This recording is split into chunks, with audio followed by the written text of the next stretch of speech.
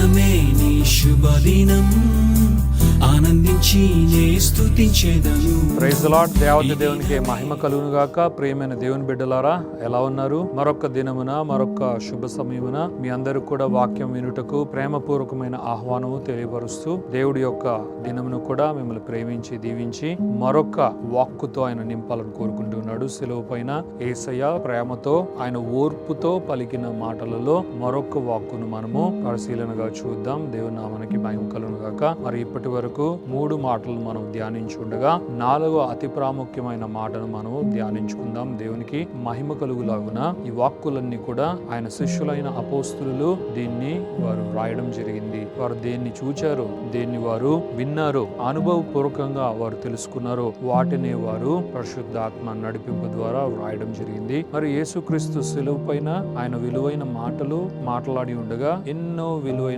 సంగతులు దాని ద్వారా మనం తెలుసుకోగలము. మరి 4వదిగా యేసుక్రీస్తు నిర్గాంతపోయే ఒక ఆశ్చర్యకరమైన ఒక మాటను యేసయ్య ఆయన మన కొరకు విడుదల చేశాడు. మరి యేసుక్రీస్తు అది మాట్లాడగా అది మన జీవ గ్రంథమైన బైబిల్లో దానిని కూడా లిఖించడం జరిగింది. దేవుని నామానికి మహిమ కలుగును గాక. మరి యేసుక్రీస్తు ఏమన్నాడు? నా దేవా, నా దేవా అని తండ్రిని పిలుచుచు ఆయన ఒక ఆశ్చర్యకరమైన మాటను ఆయన మాట్లాడాడు. యేసుక్రీస్తు అంటూ ఉన్నాడు, నా దేవా, నా దేవా నన్నెందుకు చేయి విడిచితివి అని యేసుక్రీస్తు అంటున్నాడు. దీన్ని ఆయన హీబ్రూ భాషలో ఏలి ఏలి లామా సబక్తాని అని ఒక కేకవలే ఆయన గట్టిగా దానిని పలికాడు. దేవుని నామానికి మహిమ కలుగును గాక. మరి దీనికి అర్థం, నా తండ్రి, నా తండ్రి, నా ప్రియమైన తండ్రి నన్నెందుకు చేయి విడిచావు?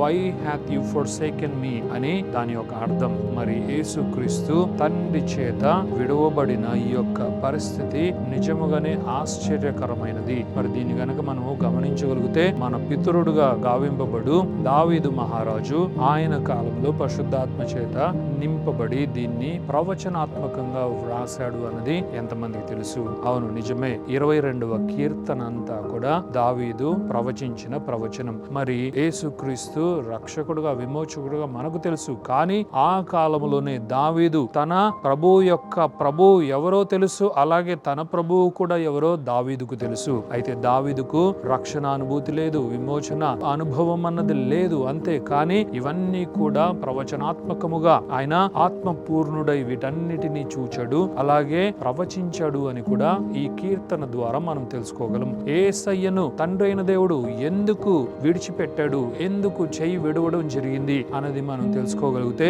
యేసుక్రీస్తు మన కొరకు పాపముగా అయిపోయాడు కాబట్టి యేసయ్యను తండ్రి అయిన దేవుడు విడిచిపెట్టాడు అన్నది మనం తెలుసుకోవాలి. మనము కూడా ఒకప్పుడు పాపముతో నింపబడి, మనము మలినమైపోయి, మనము ఆయన పరిశుద్ధతకు మనం వేరైపోయి ఉండగా ఇది మనం గమనించగలము. దేవుని వాక్యాన్ని చదువుతున్నప్పుడు మనలను కూడా యేసుక్రీస్తు రక్షణకు ముందు తండ్రి అయిన దేవుడు విడిచిన వాడే. ఇది మనం గమనించాలి. దేవుని నామానికే మహిమ ఘనత ప్రభావాలు కలుగును గాక. మరి యేసుక్రీస్తు ఇలా అంటూ ఉన్నాడు, నా దేవా, నా దేవా నన్నేలా చేయి విడిచితివి. దీనినే మన పితరుడైన దావీదు ఇలా వ్రాస్తూ ఉన్నాడు, దేవా నన్నెందుకు చేయి విడిచావు అని. ఆ టైంలోనే 22వ కీర్తన 1వ వచనాన్ని కనుక మనం చదివితే దీన్ని మనం తెలుసుకోగలము. ఇది దావీదు వ్రాసాడు. మరి దావీదు ఆ రోజుల్లోనే ఎందుకు నన్ను నీవు విడిచితివి అని యేసయ్యను గూర్చిన ప్రవచనాన్ని వ్రాసాడు అంటే ఆయన 3వ వచనములో కూడా దాన్ని విశదీకరించాడు. దావీదు వ్రాస్తూ ఉన్నాడు,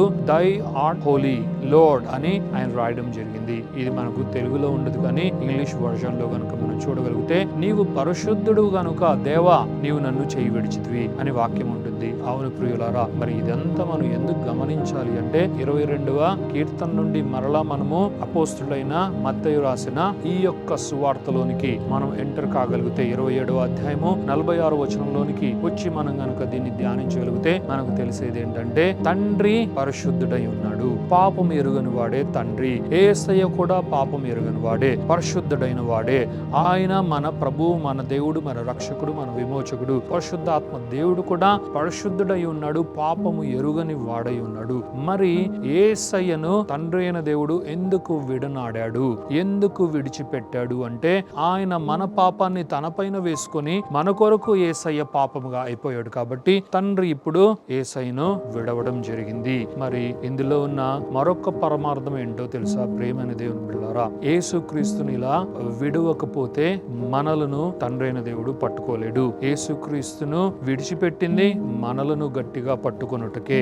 మనలను గట్టిగా యేసుక్రీస్తును వదిలి గనక పట్టుకోకపోతే ఇక ఎప్పటికీ మనము దొరకము. ఇక ఎప్పటికీ కూడా మనము జీవం కలిగిన దేవాతి దేవుని బిడ్డలుగా, ఆయన సంతానముగా, ఆయన సొత్తుగా అవ్వము. కాబట్టి తండ్రి అయిన దేవుడు ఈ గొప్ప త్యాగాన్ని చేయడం జరిగింది. యేసుక్రీస్తు ఎన్నో ఘోర శ్రమలను, హింసలను అనుభవించాడు. ఆయన రక్తాన్ని కార్చాడు, ఆయన గాయములను పొందాడు, ఆయన కొరడాలతో 39 దెబ్బలను తిన్నాడు, ఆయన పిడుగుద్దులతో గుద్దబడ్డాడు, ఆయన్ని మొత్తారు, ఆయన్ని కొట్టారు, ఆయన హింసించారు. ఇన్ని యేసుక్రీస్తు భరించి ఆయన వహించిన ఇంతకంటే ఎక్కువ బాధ, ఇంతకంటే ఎక్కువ వ్యధ యేసయ్యకు ఉన్నదేంటో తెలుసా? తండ్రి అయిన దేవుడు యేసుక్రీస్తును విడిచిపెట్టుటయే. తండ్రి అయిన దేవుడు మొదటిసారిగా యేసయ్యకు దూరం అయ్యాడు.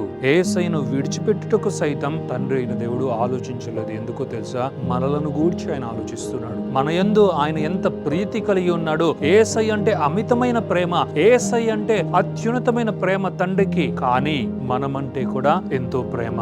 మనము రక్షింపబడి, మనము విమోచింపబడి, మనము ఆయన చేయి అందుకొనుటకు, మనము ఎన్నటికీ ఇక మీదట ఆయన నుండి దూరం కాకుండా ఉండుటకు యేసయ్య శిలువ కార్యము, విమోచన కార్యము ద్వారా యేసుక్రీస్తు ఆయనకు దూరమైన పర్వాలేదు, అది మరలా నేను తిరిగి సమకూర్చుకోగలను. కానీ ఈ సమయములో నా జనులుగా, నా స్వకీయ సాంపాద్యముగా వీరిని నేను చేసుకొనేదును అని మన కొరకు తండ్రి అయిన దేవుడు పాటుపడడం జరిగింది. మన కొరకే తండ్రి అయిన దేవుడు యేసయ్య చేతిని విడిచిపెట్టాడు. మరి యేసుక్రీస్తు ఈ బాధనంతా భరించలేక ఆయన అంటూ ఉన్నాడు, నా దేవా, నా దేవా, నన్నెందుకు చేయి విడిచిపెట్టావు? అది యేసయ్యకు తెలియదోనా? యేసయ్య దీన్ని గ్రహించలేకనా? యేసయ్య దీన్ని కనుగొనలేకనా? కాదు ప్రియులారా, యేసయ్యకి ఇది తెలుసు. తండ్రి అయిన దేవుడు ఎందుకు ఇలా చేశాడో యేసయ్యకు తెలుసు. కానీ ఆ బాధ వర్ణనాతీతమైనది. ఈ బాధ అన్నిటికన్నా మించిన బాధ.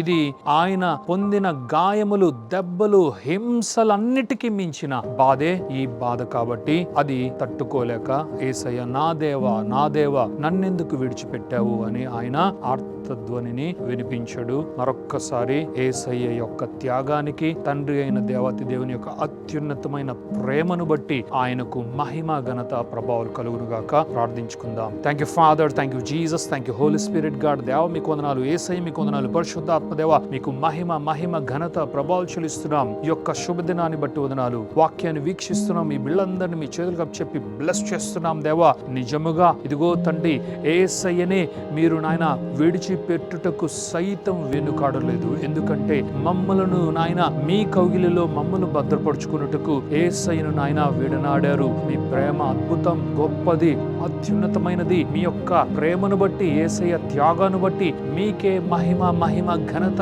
ప్రభావాలు చెల్లిస్తున్నాం తండ్రి అయిన దేవతి దేవ. మా ప్రియుడుగు, మా రక్షకుడుగు, మా ప్రభువుగు, మా విమోచకుడైన యేసయ్యను మా కొరకు నాయన త్యాగం చేశారు. యేసయ్య ద్వారా రక్షించుకుని మీరు మమ్మల్ని చేర్చుకున్నారు. మీకు కృతజ్ఞతాస్తుతులు చెల్లిస్తూ మా బిడ్డలందరినీ బ్లెస్ చేస్తూ ఈ యొక్క ప్రార్థన, స్తుతి, ఆరాధన యేసు పరిశుద్ధమైన నామములో అడిగి వేడుకొనుచున్నాము తండ్రి. Amen, amen, amen.